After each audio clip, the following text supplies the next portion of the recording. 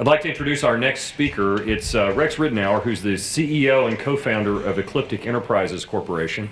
And I'll go through his bio that he submitted in a minute. But if you're familiar with Rocket Cam, he's the guy, his company built those. So if you've watched the launches from the perspective of the rocket, you have Rex and his company to thank for that.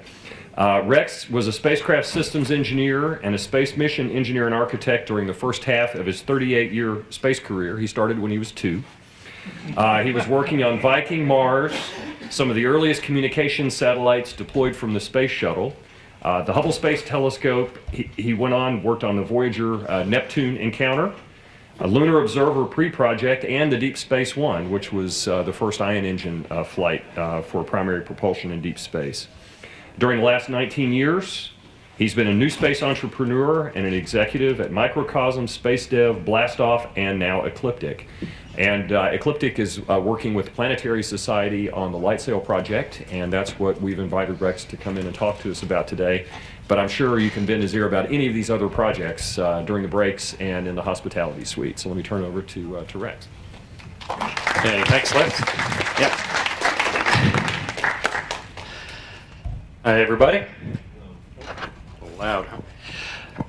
Yeah, as Les said, I have a lot of background on working on missions that actually got executed and not just studied or proposed, so that's been very satisfying. I wanted to talk about this particular mission, LightSail, because it is sort of a stepping stone on the way to interstellar travel.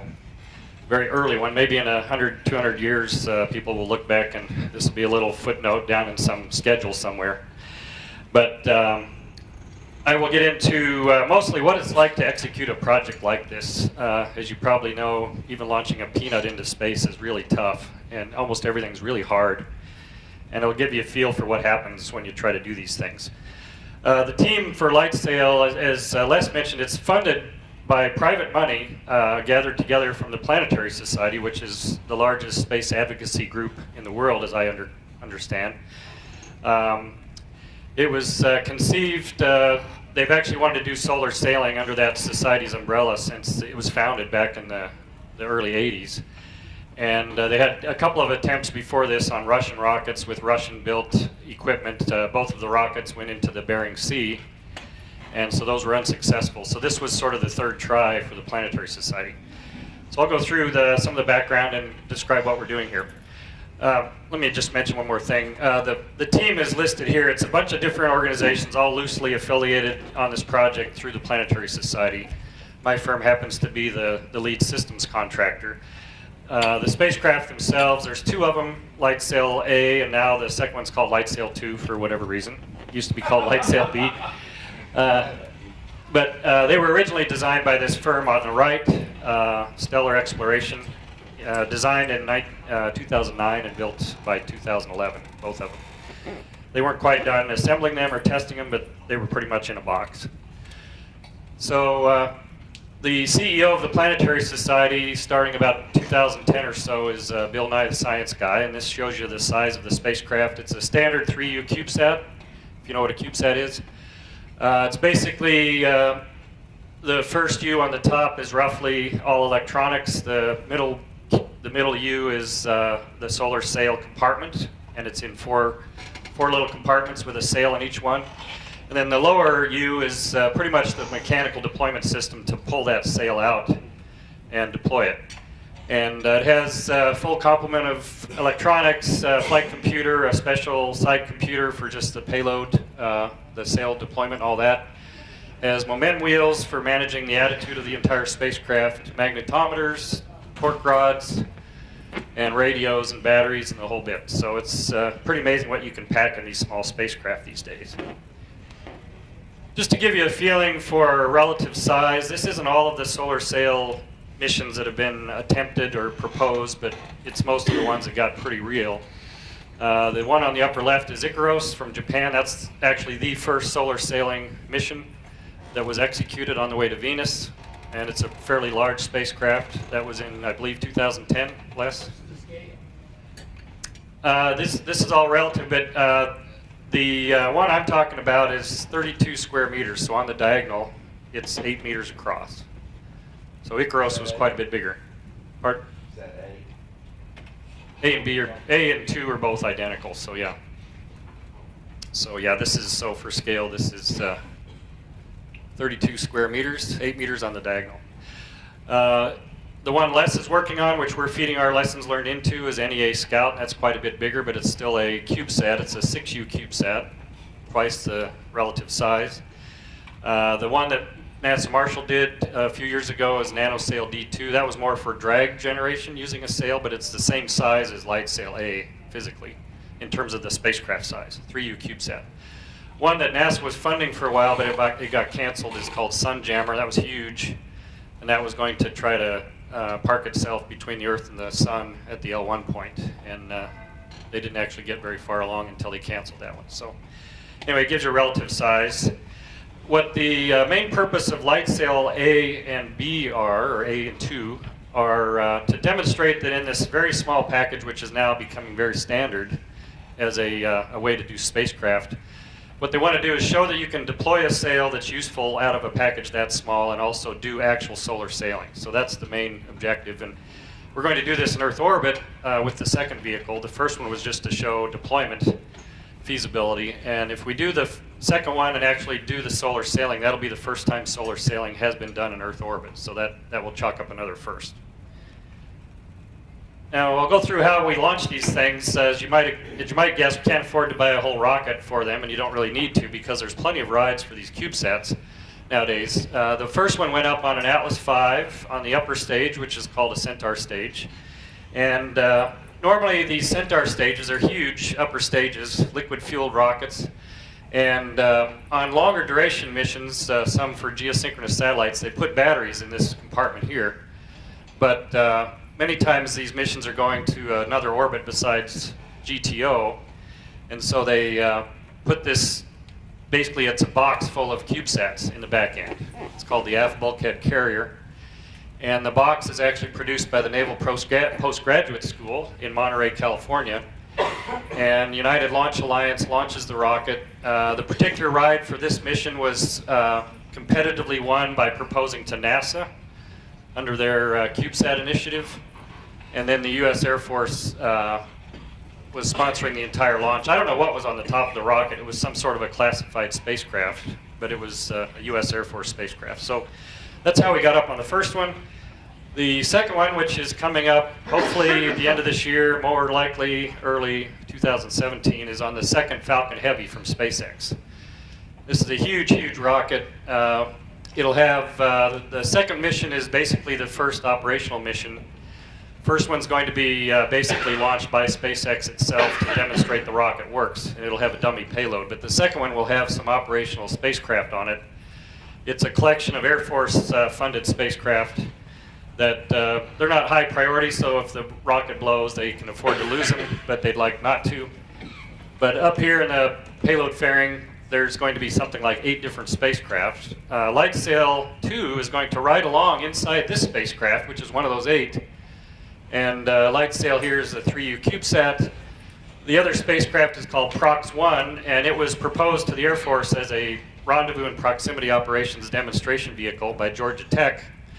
And they needed a target, so it turns out the mission manager for that mission was a good friend of the project manager for LightSail, and a few years ago they got together and said, hey, this is a good match, so we became the target for Prox-1. It's a nice way to get up to orbit. Our main requirement is we just need to get out of their vehicle. And once we're out, it doesn't matter if they fail, we can still succeed, do our own thing. But the way it's going to work is we're going to come out of the rocket. The first Prox-1 will be deployed from the Atlas, from the Falcon Heavy. They'll have to do a few hours of detumbling and get themselves situated. Then the ground crew for this mission will check out their spacecraft and basically do about a week worth of initialization and whatnot. Then they'll deploy us, and we will become a target for a couple of weeks. They'll do some imaging, some rendezvous, some loitering around us, station keeping, all sorts of fancy autonomous operations in Earth orbit. And then they're going to do some fairly close-in proximity operations, coming as close as maybe from here to the end of the table from our vehicle, taking a bunch of imaging and doing all sorts of experiments. That'll go for a week or so, and then once they're done, they're going to back off a ways and then watch us deploy our sail, and that's when our mission starts in earnest. That should be a pretty dramatic video. We're going to try to plan it so we've got the Earth in the background and the whole bit, and that should be fun, and we'll see how that goes. But it should be very dramatic if it all works. So the team, as of June 2014, when the first vehicle was really getting assembled, our partner with that is at Cal Poly San Luis Obispo. They're the sort of the holders of the design standard for CubeSats. They write the manuals on how CubeSats should be sized and integrated with their carriers, and we do a lot of testing up there at their facility. This is almost the entire team that contributes to LightSail. One guy that's missing is the Georgia Tech mission manager. He wasn't there that day. Bill Nye, the science guy's there. We've got some younger engineers. About 4 of these people are at Ecliptic, the rest are other places. But combined, everybody here working on LightSail, they really work part-time, and it's probably full-time equivalent, no more than about 2 people per week. We get all this done with that many people, so these projects are pretty efficient. So I'll just go through some cool pictures of how these things come together. This is as of fall of 2014. The team was pressing to get this all done, and this is at Cal Poly. Get it all done, do the deployment tests of the sail, and calibrate everything, and get it all buttoned up so we could make the launch integration date, which was several months before the Atlas launch. We were basically trying to finish this up in December 1st of 2014. And these are a couple of my engineers who do most of the work on this. But you can see the size. Normally in orbit, these 2 panels that are drooping down here would be deployed up like the other 2. And you can see the sail material here and the electronics box here. The mechanism that deploys the sails down here, but you can't see a whole lot of that. But it's tiny. This is what the sail looks like fully deployed. This is after our deployment test in October of 2014. What happens is once we send the command to deploy, 4 identical booms go out, each one of them 4 meters across as they deploy. And they're semi-rigid booms developed by the Air Force originally. And they pull each one of these quadrants out of their little cubby holes in the satellite. So this is a little bit of a distortion in the image here because the team actually pulled the sail edges out a little bit to straighten it up for this picture. It doesn't actually come out that cleanly. But anyway, it gives you a feeling that you can barely see the spacecraft in the middle. We barely made that date when we had to close everything up, and so in early 2015, the team was stuffing the satellite into its carrier, which is called a P-pod. It stands for Poly Picosat Orbital Deployer, and it's very commonly used for deploying these sorts of CubeSats. That P-pod, in turn, with a bunch of other ones, is buttoned up inside this box, which is that one that I showed in the earlier picture. And it turns out we were this one, and we were the last one to have our door open. They're all opened in sequence after launch. What we knew at this time, this was, turns out about 4 months before launch, is that we knew there was a line of code in the attitude control software that was misplaced by 3 lines. And we didn't find it out until we all buttoned everything up. But we knew that the attitude control system wasn't going to work, which was unfortunate. What we did know from testing after we learned this problem is that every time we rebooted the computer, we would get another snapshot of the attitude control state, like the gyro rates, the tumble rate, magnetometer settings, all that. But then the stuff would freeze, and we'd just get a snapshot and not any updates. And we couldn't operate the system either. So that was unfortunate, but we knew that ahead of time. So it's typical, par for the course. So here's a really nice photo from Alex Polimeni from Spaceflight Now of an Atlas V launch right after ignition. Pretty dramatic plume there, but that was in late May of 2015. I was on my way to give a presentation like this to a conference in England, and right before I boarded the plane, I was literally getting into the plane. I heard that it launched just fine, and so I was happy about that. While I was in the air going over to England, I understand the team got this sort of telemetry down. The telemetry was picked up on the first 2 passes just as planned. The main control center was at Cal Poly in San Luis Obispo. There was a backup at Georgia Tech. we were sort of training them for the next mission we're going to do, and so they were sort of backup. But we got launch on time, we got ejected just on time from the P-pod. Tip-off rates were fairly low, as hoped for and expected. We got powered up, and the RF antenna was deployed so we could communicate, and we got some initial telemetry. And most of the telemetry looked great for a mission like this, which frankly doesn't have a whole lot of budget to test things out. And the battery power stuff was looking good, which is very important once you get up there because you need to keep your batteries charged. Two anomalies that we're seeing is, first of all, we expected the gyros to be off and they were on, which gave us kind of a clue there's something wrong. And we also got some indications from switches that detect when the solar panels deploy that one of the panels was deployed, but we didn't think that was true based on everything else we saw, like temperatures and whatnot. So anyway, I'm going to show this chart a few times and kind of scroll across over the history of the mission, which lasted, it turns out, about 3 weeks. And the only thing to really keep in mind is the relative level of this reading, which basically this is a root sum squared axis of the tumble rate of the spacecraft in all three axes sort of combined together. And it turns out it was mostly tumbling in one axis. It's sort of the long axis like this. And what we saw when we first came out is that we were tumbling at roughly the same speed as the minute hand around a clock, 7 degrees per second, which is about what we expected. That's fairly typical for these deployments out of the P-pod. So that all looked good. And so this is all happening when I'm in the air on the way to England. By the time I landed, the first word I got is that they lost the spacecraft. And you couldn't hear it anymore. So what happened? Turns out we lost it for 8 days, couldn't talk to it, couldn't hear anything from it. And what was determined was going on was that the flight computer was using some memory to do miscellaneous calculations, and every time it quit those calculations, it was supposed to release the memory back to memory. Instead, it was keeping it and not releasing it, so the memory was getting chewed up. And after about 7 or 8, more like 2 days, I guess, after launch, it had used all the memory, so the flight computer just basically crumped, like it went blue screen on us. And so we thought we lost the mission. We talked to other people that are using this same flight computer on their CubeSats, and they said, don't worry. They said, we see cosmic rays upset our computers every few days or a few weeks. Just wait, and it'll happen to you. No problem. And we said, okay, great. Our mission relies on a random cosmic ray. So we thought we were toast. And so it turns out, sure enough, in 8 days, it came back from a cosmic ray.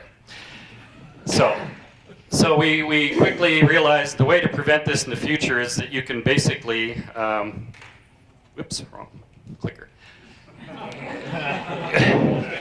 We calmed down and we said, okay, if we just reboot every time we see this thing, it'll kind of flush it back to normal again and set it back to 0. And so we did that the rest of the mission. It's just reboot, reboot, reboot, just like your flaky computers. So the next step is the thing's in orbit. We've got control of it. The solar panels are stowed, and to get the sails out, we have to deploy the solar panels, and we need that extra power anyway.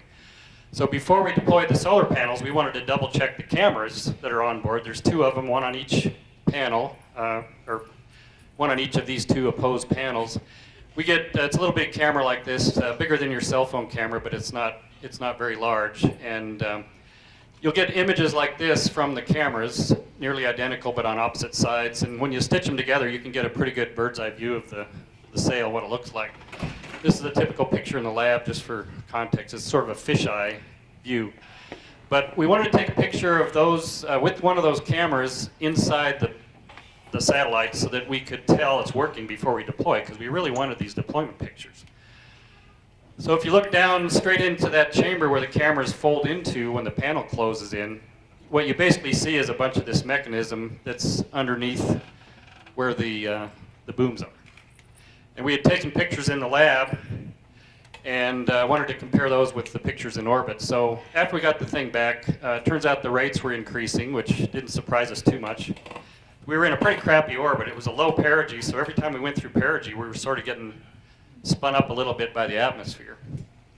But we took a picture here, and I'll show you what they look like. The first time we got it down, it looked like this. We said, oh man, our cameras are broken. And someone finally dug into it and realized that the reason it wasn't reconstructing appropriately is because we didn't quite get the whole set of data down from the memory. So we kept downlinking the entire frame more and more, and eventually it filled in. So we ended up with these pictures. This is the one in the lab. This is the one in orbit.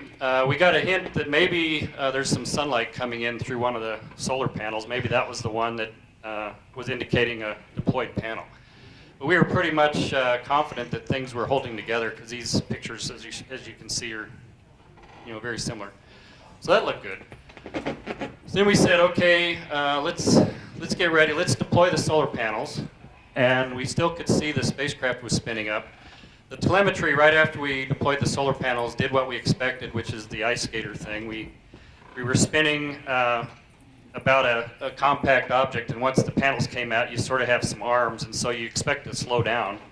And sure enough, you can see it dropping. The rates dropped about half. And so we were excited. We originally had expected to deploy the sails really just minutes after we deployed the panels.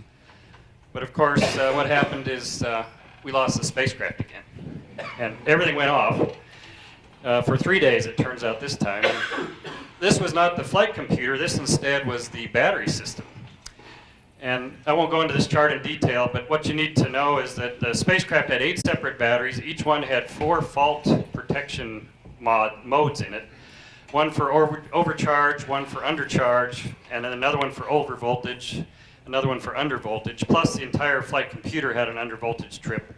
So there were really 9 different reasons the spacecraft could go offline, and the batteries all operate independently. So once one goes offline, that puts more pressure on the other 7 to go deal with everything.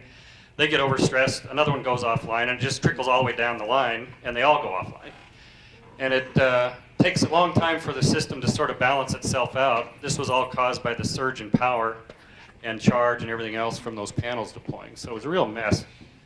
And we were trying to figure out, should we turn things off, should we turn things on to force it into one of these quadrants, and we finally just decided to leave it alone, and we trusted the hardware. So that was pretty exciting. So anyway, so we finally got it back 3 days later, and we noticed that now we're out there with the panels up, and we're going through the perigee every orbit, and the whole thing's spinning up like a dart with feathers on it, or an arrow. And so we saw the spin rate going sky high, and we never tested these sails in anything but a static situation. So we were getting really nervous about how fast can we be spinning before these things won't work. So what we decided to do was all speed ahead, deploy the sails as fast as possible. So this is Stephanie and Ricky, 2 of my employees. Ricky was really in charge of the project, and Stephanie is supporting from sort of a systems engineering. And this is on a Sunday morning in Pasadena. The Cal Poly people had 2 people on console there who were really sending the commands up, but they were trying to schedule when this could happen. And it turns out we had 2 really good passes that morning where we had about 8 or 10 minutes to try it, and the deployment itself takes about 7 minutes. We had another really bad pass late in the afternoon that was 2.5 minutes, which is just barely enough time to get ready and go. So, of course, as things turned out, let me go back one. The first pass, to get the sails out, we have to do basically an enable and a deploy. So it's 2 different commands, and they have to go in that order. If you get them backwards or otherwise they don't get in, nothing happens. So first pass, they tried both, and neither one got in. The second pass, one of them got in, but we couldn't tell which one. And so the only option we had was late in the afternoon, try that really crappy pass. And turns out we got everything ready. They rehearsed the procedure to save a lot of time, and we saw the spacecraft just a few seconds after it came over the horizon. And Bill Nye's the one who finally made the call to go ahead and try deploying. And so they sent it in about halfway through the pass, and we saw about 2.5 minutes worth of data, and then it went over the horizon again. And so we didn't know if they fully deployed, but we saw it go. And so that's this picture here. These guys were the main mission controllers at Cal Poly, and they're the ones that really called on the net that it worked.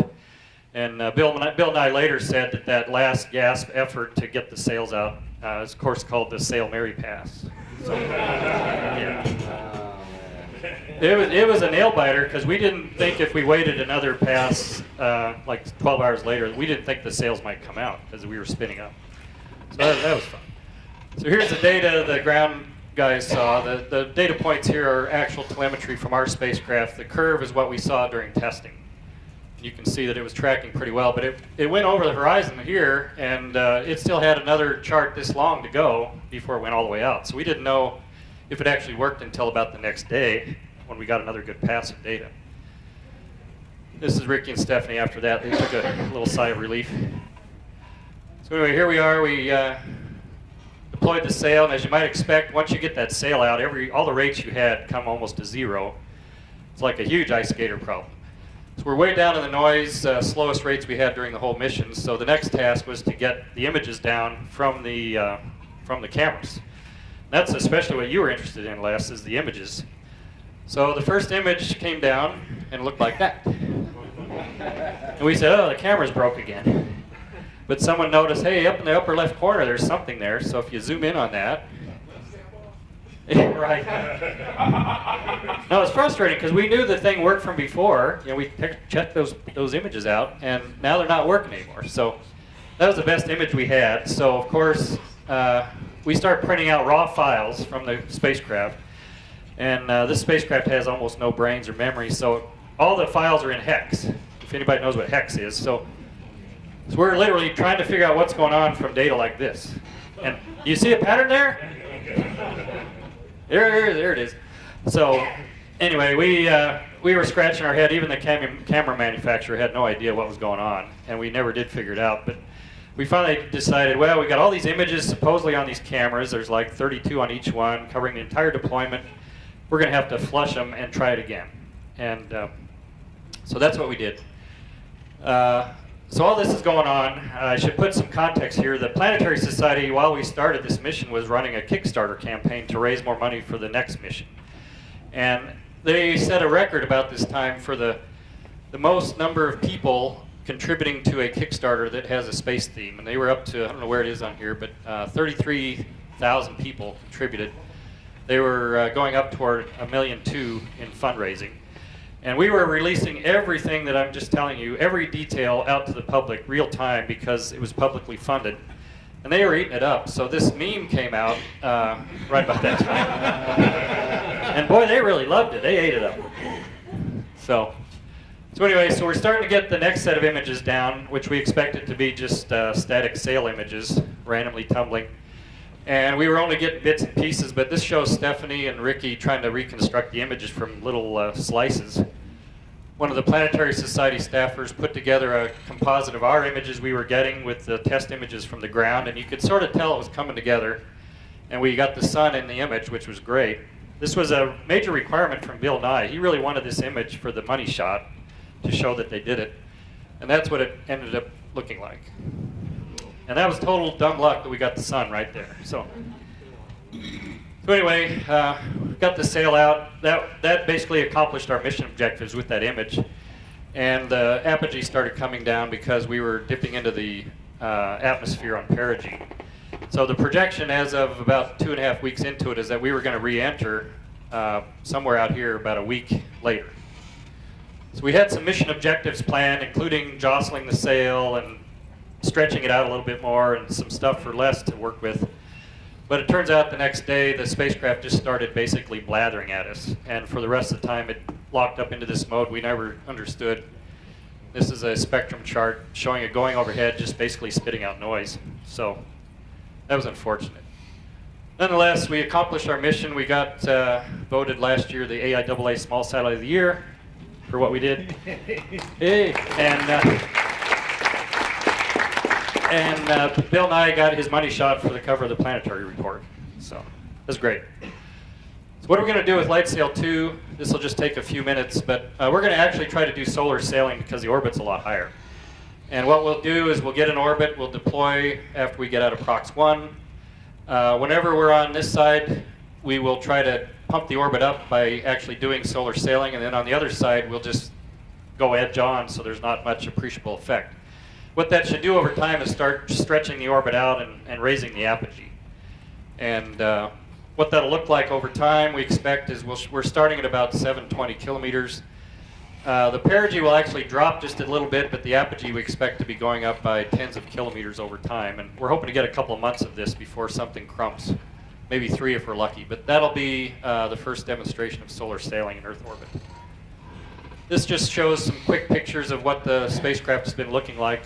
The second one, this was last fall in our lab. This was in January, putting it together for some system level testing, and that's setting up on the table again. And that's the sail deployment test on LightSail 2.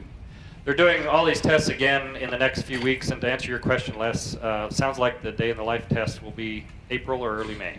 Okay. So it's not right around the corner. That's how you can get a hold of me. I'm gonna, in the package, there's extra charts that talk about mission objectives and also how to get more information on this, because there's tons of information about this mission. So that's where we are. You got some questions? We have time for a couple of questions.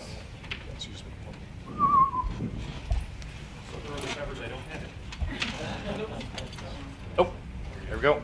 Okay, so I've got a little bit of corporate memory and experience with my company on a similar type of deployment, and I'm hoping that you guys are testing for this. But learning lessons from NanoSail D. And so when we launched, Dynetics had the FastSat satellite we launched in 2010. We had a P-pod deployment of NanoSail D from that satellite. But when they opened the doors to deploy, nothing happened. Right. And there was not a lot of testing that happened ahead of time to figure out, because at that time, no one had ever tried to deploy P-pod from an orbit after it had been in satellite checkout for a couple of weeks. Right. So I'm hoping that you guys, for LightSail 2, I hope you have a more detailed test program to help with your deployment, and your tolerancing is right on the P-pod. Yeah, we looked at that, and we knew about that problem, and when we did our fit check with the P-pod, our panels were actually bowing out a little bit because of the sails inside. They were kind of poofing up a little bit. Okay. And it was technically violating the constraints of the P-pod, but physically it went in and out really well. So we still took it out, and we reworked all the solar panels and put rigidizers on them, little frames that made them stay in there. Yeah. And then we remeasured, and we fixed that problem by and large. So we're expecting, worked fine on LightSail A, but that went out within 2 hours. Right. For LightSail B, it's going to be a few weeks, and so yeah, we think this problem was solved by putting rigidizers on the panels, because it probably would have gotten us otherwise. Yeah. Good point. Yeah. One over here.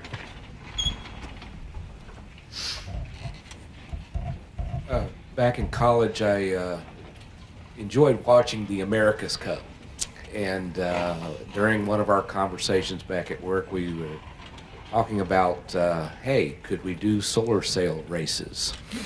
And something like that. And anyways, I'm just wanted to ask you, what would you think of that idea in terms of, would there be, since there seemed to be a lot of interest, is there a there in terms of something like that? Yeah, that was actually proposed by an organization in Pasadena in 1992, or before then. It was to celebrate Columbus's 500th anniversary of discovering the New World. It was a solar sail regatta that was supposed to send a bunch of spacecraft competitively out to the moon and back. And they came into the same problem that the current Google Lunar X Prize has, which is that the teams, even though they might be interested, might have the talent, just can't raise enough money to fund a launch vehicle or a spacecraft. And to me, it's deja vu, just like with the X Prize. They're all struggling to raise their money and get a launch. But it's a good idea. I think it would work. Maybe in another 10 years, we'll get there. Hey, thanks. You bet.